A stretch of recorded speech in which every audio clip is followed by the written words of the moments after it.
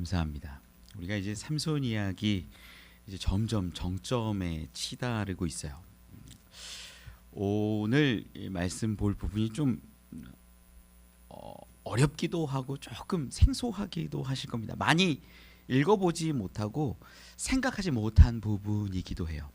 뭐 다른 분들, 다른 목사님이나 이렇게 주석하시는 분들, 학자분들 이야기들도요, 언급이 거의 없는 부분들이에요.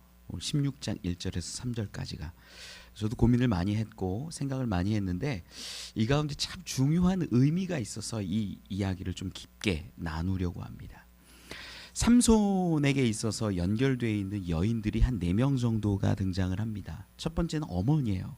수태고지를 받기도 하고 이 삼손을 키워내는데 힘을 썼던 어머니, 그 어머니의 모습이 있고, 두 번째 여인이 결혼했던 그 딥나의 여인, 우리가 지난 시간까지 계속 살펴봤지만 불에 타 죽는 그 안타까운 모습도 있었어요.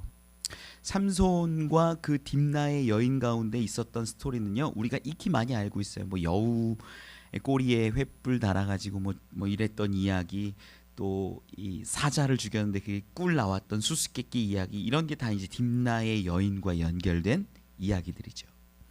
그리고 네 번째로 등장하는 게 들릴라입니다. 이름도 나오고 우리가 익히 아는 여인이죠. 이 삼손하고 어떻게 하면 당신의 힘이 나오는지 알려주십시오. 당신이 나를 사랑하지 않는 것 같습니다. 막 줄다리기 하는 장면들.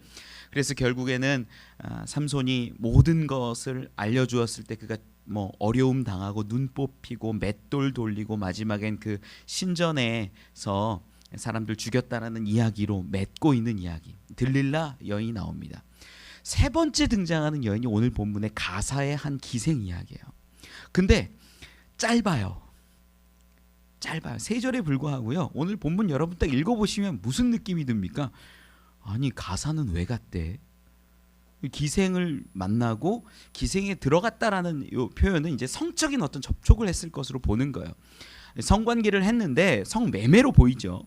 이렇게 했는데 왜 그런 걸 했으며, 또 더 나아가서는 이 죽이려고 하는 사람들이 있는데 뭐 죽였다라는 기록이 중요하지 않고 갑자기 그 가사에 있는 성 문짝, 그리고 이 문설주, 그리고 빗장, 이것을 통째로 들고 헤브론까지 뛰어간 것처럼 나와요.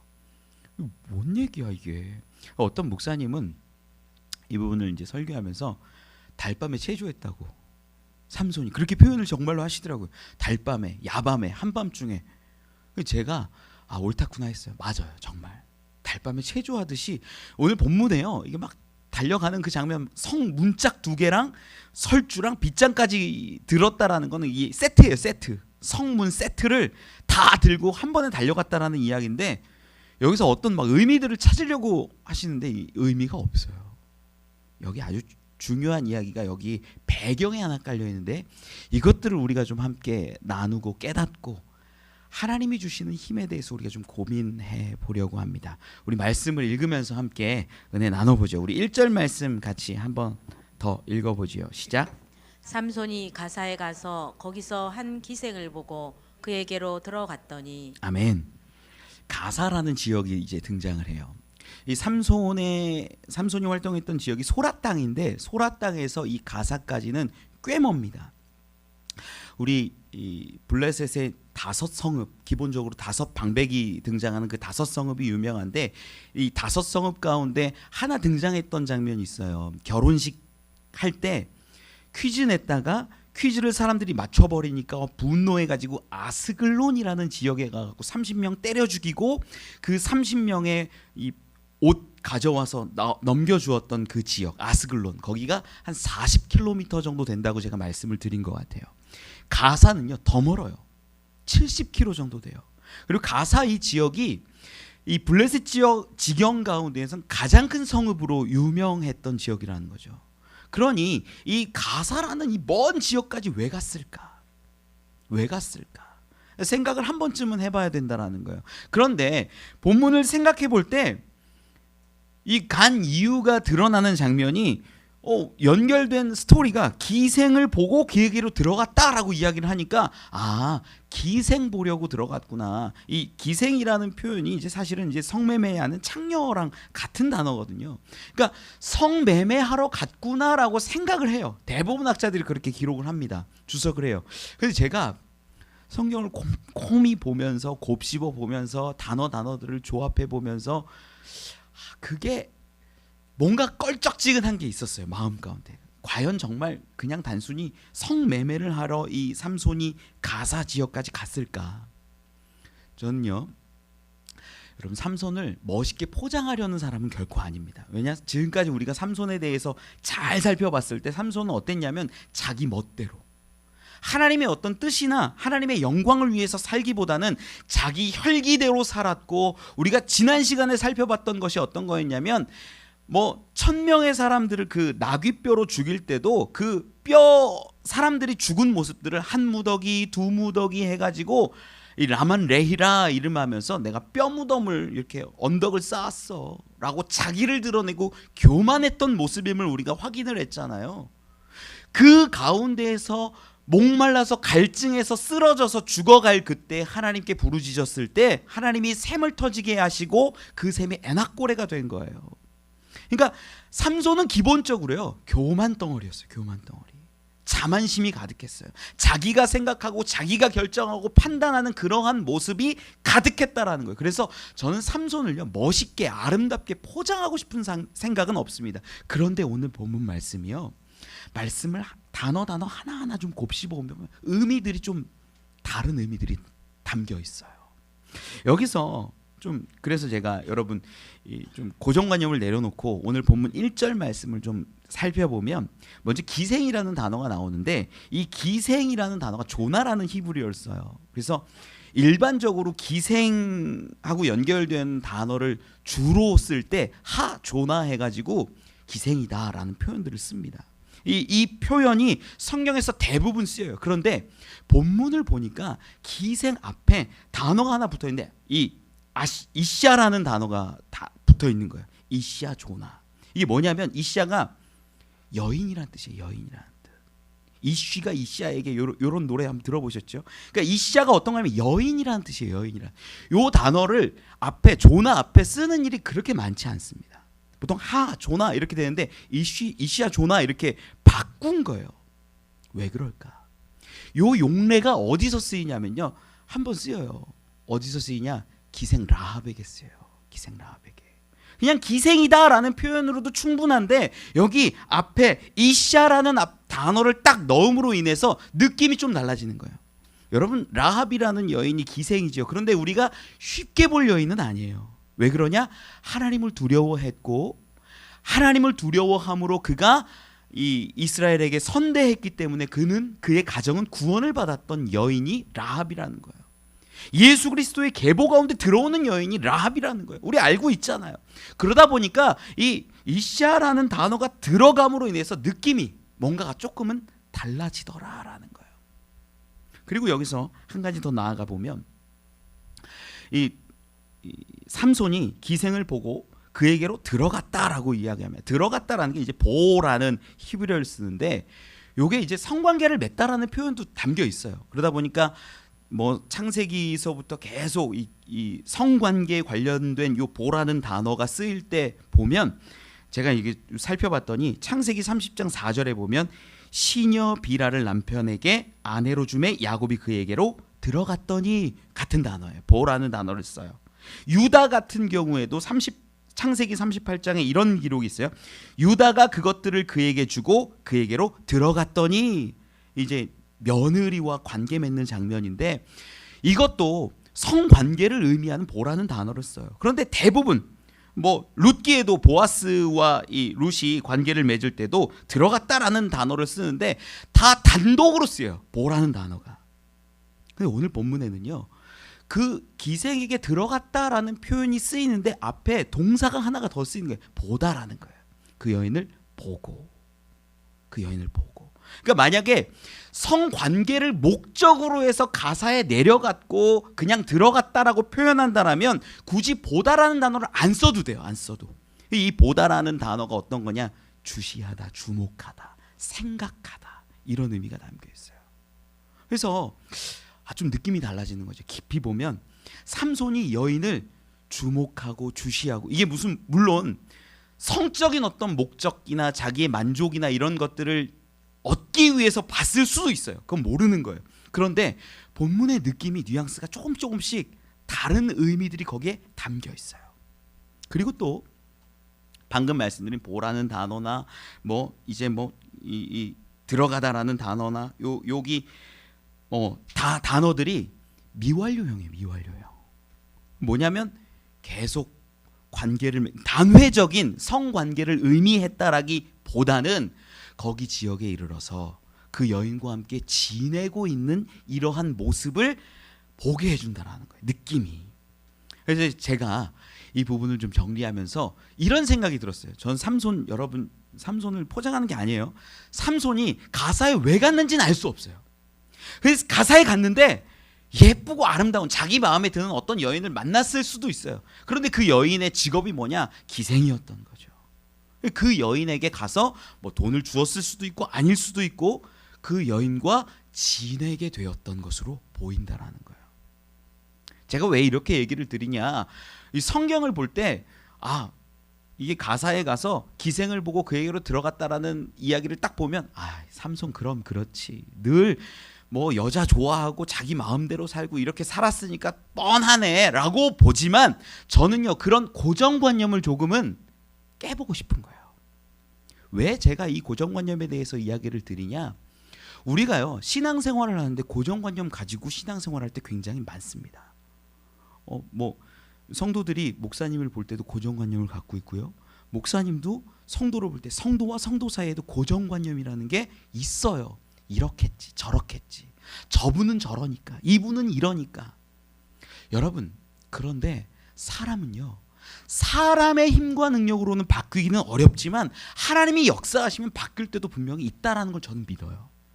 우리 사도행전 9장에 보면 이 사울이 변해서 바울이 되어서 복음을 증거하고 이런 모습들이 나오는데, 그 당시에 바울이 예루살렘으로 갔을 때 예수님의 이 제자들이 바울 만나기를 두려워해요. 안 만나려고 해요. 그때 왜 안 만나려고 했을까요? 사울은 우리 잡아가는 사람이야, 우리 붙잡아서 대제사장에게 끌고 가는 사람이야, 이런 고정관념을 갖고 있다 보니까 사울을 만나기를 두려워하고 걱정하고 염려하고 멀리했던 거예요. 그때 중간에 나선 사람이 누구냐? 바나바라는 거예요. 바나바. 그래서 아니다, 내가 만나보니까 아니더라. 여러분, 저는 오늘 성경에서 삼손을 이렇게 변호하거나 삼손이 멋있습니다, 거기에 어떤 특별한 독립의 어떤 마음이나 하나님의 뜻을 갖고 있습니다 라고 이야기하는 게 아니라, 우리가 가지고 있는 고정관념으로 인해서 삼손은 나쁜 놈이야 라는 생각을 좀 내려놓고 있는 그대로 봤으면 하는 바람에서 이야기를 드리는 거예요. 여러분, 이게 우리에게 주는 이야기들은 어떤 걸까요? 사람을 만날 때, 바라볼 때 우리가 어떻게 대해야 되는지를 일깨워 준다라는 거예요. 이 집사님은, 이 권사님은, 목사님은 이래 저래 그랬어, 이게 아니라 늘 새로운 시선으로 우리가 봐줘야 되는데, 저도 그게 잘 안 돼요. 쉽지 않아요. 그런데 우리는 어떻게 해야 되냐? 바나바와 같은 눈, 바나바와 같은 마음으로 살아가야 한다라는 거예요. 성경이 이 가사에 내려갔고 이 여인을 바라봤고 이 여인에게 들어갔다라는 이야기를 조심스럽게 기록하고 있다는 것을 저는 확인을 했어요. 그냥 단순히 삼손의 모습이 자기 멋대로 사는 것이 아니라 뭔가 사연이 있고 의미가 있는 것 같아요. 나중에 우리가 천국 가면 물어보자고요. 왜 갔는지 알 수 없어요. 그런데 최소한 색안경 끼고 프레임 가지고 바라보는 것들은 내려놔야 된다라는 거예요. 우리 옆에 있는 사람들 얼굴 한 번만 보실래요? 아름답습니까? 못생겼습니까? 아름다워요. 우리의 고정관념으로 사람들을 바라보니까 이 사람은 이래 저 사람은 저래 판단하고 결정을 내려버리는데, 그게 아니라 선하게 바나바와 같은 시선으로 바라봤으면 좋겠습니다. 이제 삼손이 가사에 내려갔고 가사에서 어떤 일들이 이루어지는지를 좀 살펴보지요. 여러분, 여기에서 본문을 볼 때 매춘하러 간 것 같아요, 성매매하러 간 것 같아요라고 보셔도 문제는 없어요. 그런데 우리에겐 조금 더 고정관념을 내려놓고 볼 수 있었으면 좋겠다. 이것만 좀 기억하셨으면 좋겠어요. 우리 말씀 계속 볼까요? 2절 말씀 같이 읽어봅시다. 시작. 가사 사람들에게 삼손이 왔다고 알려짐에 그들이 곧 그를 애워싸고 밤새도록 성문에 매복하고 밤새도록 조용히 하며 이르기를 새벽이 되거든 그를 죽이리라 하였더라. 아멘. 가사에 내려간 삼손이 이제 조금 머물렀던 것으로 보여요. 이게 보고 들어갔다라는 게 미완료형이라니까 이 여인하고 며칠을 지냈을지 어떻게 했을지 정확히는 알 수 없죠. 지내고 있는 가운데 가사 사람들에게 소문이 퍼진 겁니다. 삼손이 왔대. 그 사람 라만 레이라고 사람들 죽여가지고 막 이렇게 막 무덤 만들고 막 언덕 만들었던 그 사람. 야, 큰일 났다. 야, 여기서도 깽판 치면 어떡해? 이런 걱정과 두려움이 당연히 있겠죠, 가사 사람들에게는. 그래서 이 가사 사람들이요, 어쩌면 두려운 마음에 삼손을 가만두면 안 되겠다, 혹은 이 레이 사람들이 이렇게 죽었으니, 거기 있는 사람들 이렇게 죽었으니 조금 안갚음하고 복수해야겠다라는 마음으로 삼손을 죽이기로 결정한 것 같아요. 그래서 결정하고 나서 어떻게 죽여야겠다라고 하는 모습들이 본문에 나와요. 2절에 어떻게 하냐면 첫 번째는요, 그들이 곧 그를 애워싸고 이렇게 기록해요. 애워쌌다라는 게 이제 삥 둘러서 싼 것으로 보이는 거예요. 그 집을, 그 여인과 함께 있는 그 기생의 집, 삼손이 잠들어 있는 그 집을 둘러싼 것으로 보여요. 그리고 두 번째가 어떤 거냐면 성문에 매복했대요. 성문에 매복했다라는 건 성문이 우리 이런 작은 문이 아니겠죠. 이 가사가 어떤 땅이라 그랬어요? 블레셋 지경 가운데서도 가장 큰 성읍에 속한다 그랬잖아요. 그러니까 성문이 얼마나 했을까요? 컸을 거예요. 뭐 말도 왔다 갔다 할 수 있고 말을 탄 사람도 드나들 수 있을 만큼의 큰 성문이었을 것으로 추정이 돼요. 그 근처에 매복하는 겁니다. 뭐 안쪽에도 매복하고 뒤쪽에도 매복하고 뭐 이랬겠지요. 1차 저지선이 뭐예요? 1차 공격선이 그 여인의 기생의 집에 사람들이 애워싸고 둘러싸고 언제 죽일까 생각하고 있다면 2차 공격선이 어떤 거냐면 성문 근처에서 매복하고 있었던 거예요. 오늘 본문 가운데 참 재밌는 표현이 나와요. 어떤 거냐면 이 뭐 애워싸고 매복하고 이 두 단어 가운데 동일하게 반복되는 표현이 나오는데 그게 뭐냐면 밤새도록이에요. 밤새도록. 우리 2절 말씀 한 번만 더 같이 읽어볼까요? 시작. 가사 사람들에게 삼손이 왔다고 알려짐에 그들이 곧 그를 애워싸고 밤새도록 성문에 매복하고 밤새도록 조용히 하며 이르기를 새벽이 되거든 그를 죽이리라 하였더라. 아멘. 밤새도록 애워싸놓고 밤새도록 매복해놓고 밤새도록 조용히 하면서 기다렸다가 언제 죽이겠다고요? 새벽이 되거든 이라고 표현을 해요. 여러분 성경에요, 2번 나오면 일반적으로 강조예요. 강조. 밤새도록 여기란 이 단어가요, 참 이 단어도 굉장히 중요한데 사실 이 단어를 풀어내기에 가장 좋은 표현이 뭐냐면 새벽이 되거든요. 새벽이 되거든. 밤새도록 지나면 뭐가 되는 거예요? 새벽이 되는 거지요. 근데 이 새벽이 되다라는 게 아주 재밌습니다. 보케르라는 단어를 쓰는데 이게 새벽이에요. 일반적으로 다른 성경에 보면 보케르라는 단어가 새벽으로 이렇게 쓰여요. 그런데 본문에는요, 이 새벽이 되거든이라고 표현을 해요. 그러니까 보케르라는 단어 말고 조금 다른 단어랑 연결해서 쓰여요. 어떻게 쓰냐면 앗오르하 보케르. 요게 요 직역을 하면 어떤 거냐면 새벽의 빛이 임할 때라는 거예요. 새벽의 빛이 쬐일 때 그때 죽이자라는 표현을 하는 거예요. 새벽하면 보케르라는 단어를 쓰면 되는데 새벽 빛이 임할 그 직전에 죽여야 된다라고 이야기를 하는 거예요. 사람들끼리 밤새도록 기다려요. 왜 밤새도록 기다릴까? 새벽 빛이 임하기 직전에 죽이기 위함이라는 거죠. 왜 그럴까요? 왜 그럴까? 이 부분을 좀 우리가 알아야 되는데 삼손이라는 단어가 이제 히브리어, 오늘 히브리어가 많이 하죠. 삼손이라는 단어가 세메스에서 왔어요. 세메스, 삼손 비슷하죠. 세메스라는 단어에서 왔는데 이게 무슨 뜻이냐면 태양이에요. 태양.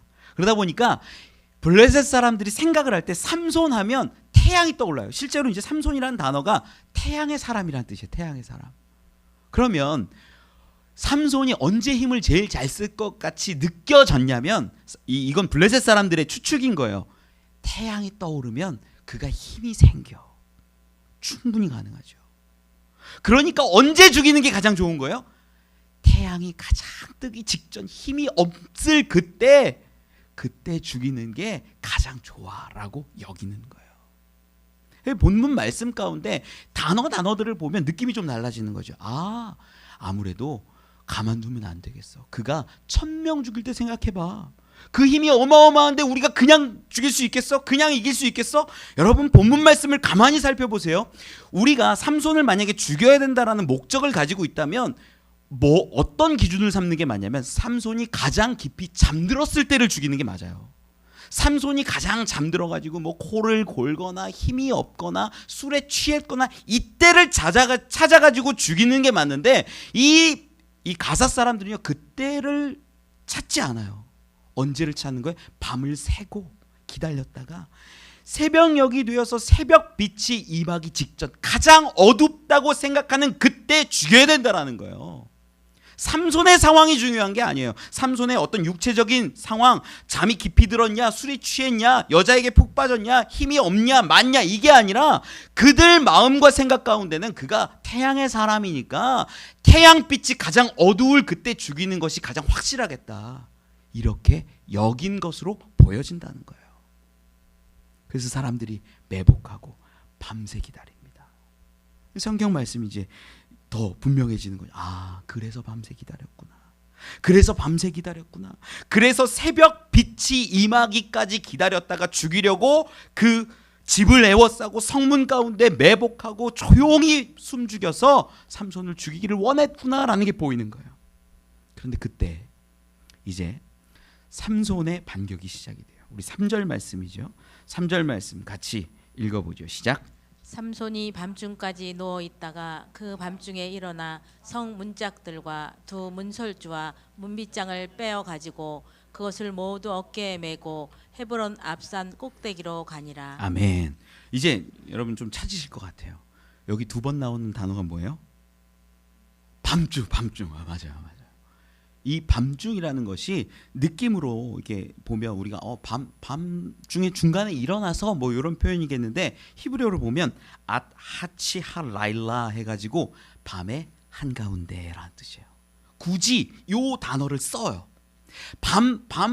어느 때나라는 표현이 아니라 밤의 한가운데. 영어 성경 보니까 미드나잇이라고 했어요. 한밤중, 중간에 이런 의미를 갖고 있어요. 왜 그럴까? 이 2번이나 쓰이고 있다라는 거예요. 왜 그럴까? 이 삼손의 힘은요 사람들이 생각할 때 태양빛이 임할 때 힘이 있겠구나라고 여겼지만 삼손의 힘은 태양으로부터 오는 것이 아니라는 거예요. 그래서 그와 반대되는 표현으로 한밤중, 밤의 가운데에 중간에 그가 일어난 모습을 그려내고 있다라는 거죠. 여러분 우리는 압니다. 삼손이 누구에게 힘을 받았어요? 하나님께. 여러분 본문 가운데서도요 재미난 건요 과거에 우리가 삼손 이야기를 계속 봤지만 언제 힘이 갑자기 괴력이 생겼어요? 하나님 성령이 여호와의 영이 임하셔서 막 괴력이 생기고 일을 했는데 오늘 본문에는 그런 표현도 없어요. 그냥 갑자기 한밤중에 일어나서 뭔가를 한 거예요. 여러분 본문에는 기록된 표현들이 어떤 거냐면 성 문짝들과 두 문설주와 문빗장을 빼어갔다라고 기록을 합니다. 다 복수형이에요. 문빗장 빼고는 다 복수형이에요. 성 문짝들이에요. 문짝이 얼마나 할까요? 어마어마하게 커요. 그리고 이 두 문설주라고 성경도 기록해요. 문설주 기둥을 얘기합니다. 여기서는 기둥을 채로 뽑아요. 문빗장이 뭐예요? 성문 사이에 이렇게 갈라놓는 큰 거예요.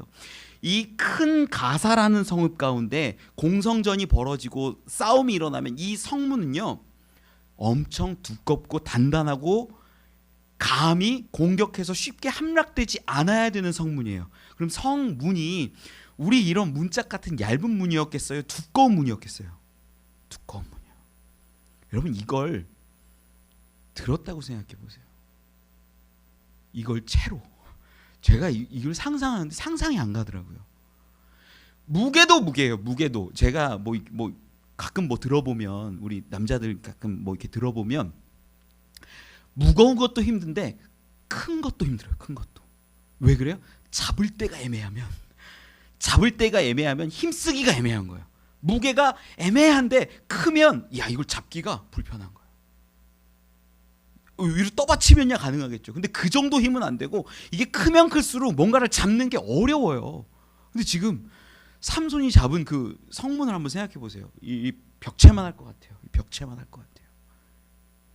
이걸 들어요.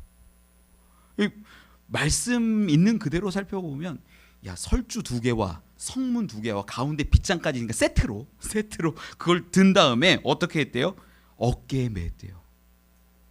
여러분 상상이 가세요? 상상이 안 가요. 저는요. 야 이런 힘이 있다고? 삼손이 뭐 골격이 어마어마하게 컸다, 뭐 골리앗처럼 컸다 이런 기록이 없거든요. 물론 일반인보다는 약간 더 컸을 거라고 많은 사람들이 추측을 해요. 그런데 그 힘과 괴력이 어디서 나왔냐? 알 수 없어요. 그런데 오늘 본문이 기록하고 있는 흐름들을 가만히 살펴보면요, 수많은 사람들은 삼손의 괴력이 태양으로부터 왔다거나 다른 어떤 신으로부터 왔다라고 추측하고 생각하지만 삼손에게 주신 힘은 하나님이 주신 것인데 그 근원은 알 수 없다라는 거예요. 그 이야기를 하고 있다라는 거예요. 그리고 그 힘이 얼마나 셌는지 우리가 상상할 수 없는 힘이다라는 거예요. 여러분 가사에서 이 헤브론 앞산까지의 거리를 쟀더니 어떤 목사님 표현으로는 64km래요. 여러분 그거 어깨에 짊어지고 뛰어간다라고 생각해 보세요. 생각해 보니까 마라톤 거리의 1.5배예요. 이 성문이요, 제가 생각할 때는 수백 킬로 됐을 것 같아요. 문 2짝, 설주, 가운데 빗장. 한두 사람의 힘으로 뭐 그거 하나 또 다 들 수 없는 그러한 어마어마한 것들인데 그걸 세트로 들고 어깨에 짊어지고 64km를 달려가요. 사람의 힘입니까? 사람의 힘이 아니라는 걸 이야기하는 거예요. 본문은요 정확히 이야기합니다. 이건 사람의 힘이 아니다라는 거예요. 그러면 이제 이야기할 때 정리가 좀 돼요. 자, 이 가사의 사람들은 삼손의 힘과 능력이 어디 있다라고 생각했냐면 본문 말씀을 잘 읽어보니까 태양으로부터 왔겠다라고 여겨서 기다려 밤에 가장 깊은 때까지 기다려서 새벽녘이 빛이 이르기 직전에 그를 죽이면 그가 힘이 가장 약해서 우리는 이길 수 있을 거라고 여기는 거예요. 그런데 삼손은 그 모든 것을 하나님이 알게 하셨는지 어쨌는지 우리는 알 수 없지만 한밤중에 밤의 가운데에 그때 일어나서 싸움을 했는지 어쨌는지 그 성문짝과 설주와 빗장을 들고 헤브론 앞산까지 뛰어갑니다. 여러분 이게 그래서 그 목사님이 얘기를 하는 거예요. 어떤 목사님이 하시는 말씀이 이 달밤에 체조하는 거라고. 이 이야기가 우리에게 전해주는 말씀이 뭘까요? 아무 의미 없는 이야기일까요? 아니에요. 지금 삼손은요 하나님이 주신 힘과 능력임에도 불구하고 자기 멋대로 쓰고 있다는 걸 보여주는 거예요. 과거에 어땠어요? 자기의 어떤 개인적인 복수심, 자기를 드러내기 위해서 힘을 쓰고 나귀 턱뼈로 1000명을 죽이고 교만했지 않습니까? 그런데 하나님은 그러한 연약하고 교만한 마음까지도 어떻게 쓰셨냐면 블레셋을 심판하고 벌하는 징계하는 모습으로 바꾸어 쓰셨다라는 것을 우리는 확인했어요. 삼손은요 연약함 그 자체예요. 주신 힘과 능력을 달란트를 자기 멋대로 쓰는 모습입니다. 그런데 하나님은 그에게 계속 힘을 주세요. 능력을 주세요. 여러분 이 이야기가 우리 삶에 적용이 되면 이렇게 풀립니다. 우리에게 호흡을 주시고 생명을 주시고 힘을 주시고 능력을 주시고 건강을 주시고 물질을 주시고 수많은 모든 것들을 주셨는데 우리는 무엇을 위해서 쓰고 있느냐? 자기의 만족 위해서, 나의 유익 위해서, 내가 갖고 있는 것들을 더 갖기 위해서 그렇게 소비하고 향유하며 살아가고 있지 않습니까? 여러분 우리 5달란트, 2달란트, 1달란트 받은 사람의 이야기를 분명히 압니다. 한 달란트 받은 사람이 주인을 두려워했어야 두려워하지 않았어요? 두려워했어요. 그럼에도 불구하고 그 한 달란트를 땅에 묻어두고 자기 인생을 위해서, 자기 삶을 위해서 노력하는 모습들을 우리는 압니다. 여러분, 문제가 뭐예요? 주인의 것을 묻어둔 것이 문제였습니다. 여러분, 우리 삶에 호흡을 주시고 건강을 주시고 물질을 주시고 시간을 주시고 생명을 주신 그분이 하나님인 것을 안다면 우리는 어떻게 살아가야 할지 답이 나와요. 나를 위해서 사는 것이 아니라 하나님을 위해서 내 시간과 물질과 생명과 호흡을 드릴 줄 알아야 되는데, 삼손은 그걸 못했고 우리도 그걸 못하여 살아간다라는 겁니다. 말씀을 맺습니다. 이 사건 이후에 블레셋 방백들이요, 이제 물리력으로 삼손을 이기려고 하는 모든 행위를 포기합니다. 그래서 나타나는 게 뭐냐? 이 감당이 안 되는 거예요. 삼손은 그 모습을 보면 제 생각에는 이 집을 애워싼 사람들이나 충돌이 있었을 것 같아요. 죽이려고 온 사람들이니까 성문 근처에 매복한 사람들하고 충돌이 있었을 것 같아요. 문짝을 떼는 과정에서 다치거나 죽는 사람도 있었을 것 같아요. 제 생각이에요. 이거는 그러는 모든 것들을 바라보면서 그걸 뛰어들고 가는데 60km를 뛰어가는 거예요. 어마어마한 걸 이길 생각을 못합니다. 그래서 들릴라에게 가서 하는 말이, 우리가 은 1,100씩 줄 테니까 각각 각 성읍 사람들이 1,100씩 줄 테니까, 어마어마한 돈이에요. 이거는요. 삼손을 어떻게 약하게 하고 죽일 수 있는 방법을 알려달라. 물리력으로는 불가능하다라는 결론을 내버리는 거예요. 내버린 거. 어떤 신비한 힘과 능력이 있는지 우리는 알 수 없으니 힘으로는 도저히 불가능하겠다 선포해버리는 거예요. 그래서 이제 들릴라가 이제 전개되는 과정들이 나오는 거죠. 여러분, 우리는요 분명히 힘의 근원, 우리에게 주신 생명의 근원, 호흡의 근원, 우리 능력의 근원, 우리에게 주신 수많은 달란트들, 그것을 주신 분이 누군지 알아요. 여러분 알아요. 그러면 그분을 위해 쓰냐라는 거예요. 어떤 때 안타까운 것이 주일날 한 번 예배 드리는 것도 버거워하고 힘들어하고, 말씀 붙잡고 살아가는 것, 그거 어려워해서 자기 인생이 원하는 대로, 내가 바라는 대로 결정하고 판단하고 살아가는 모습들을 보면 삼손과 다를 바 없다라는 거예요. 여러분들이 책망한다고 생각하지 마십시오. 제가 그렇고요, 우리의 모습이 사실 삼손과 같다라는 거예요. 우리는 어떻게 살아야 합니까? 나에게 힘 주신 분이 있다면 그분을 위해서 맡겨주신 그 달란트를 바라보고 그분을 위해 조금이라도 쓸 줄 알아야 되는데, 묻어놓고 살아가는 사람들이 너무 많다는 거예요. 여러분, 하나님을 위해, 하나님의 영광을 위해, 하나님의 나라를 위해 여러분에게 주신 그 힘과 능력을 쓸 줄 아는 분들이 되시길 바랍니다. 저희 아내가 어제 그런 얘기를 하더라고요. 어제 파티 전도를 했는데 아이들이 꽤 많이 왔어요. 새로운 아이들도 많이 왔고 우리 교회 아이들도 많이 있었고 너무 감사하고 귀하고 복되더라고요. 근데 이제 우리 성도님들하고 얘기를 좀 했나 봐요. 근데 그 가운데 했던 얘기가, 토요일 날 아이들이 많이 왔는데 오늘 주일 11시 예배 때 아이들이 많이 안 오면 어떡하지, 뭐 이런 걱정과 마음의 짐이 살짝 있었나 봐요. 근데 그분들 가운데 이야기 결론 내어진 게 뭐냐면, 우리가 하는 것이 아니라 하나님의 일을 감당하는 자들, 하나님께서 이루어 가신다라는 마음을 주셨대요. 어제 저녁에 그러면서 저희 아내가 씻으면서 저한테 얘기하는 거야. 내가 뭔가 하나 깨달았어 그러는 거야. 뭘 깨달았는데, 사도행전에 보니까 구원받는 사람들을 하나님이 더하게 하신다라는 기록, 그 얘기를 하는 거예요. 맞지?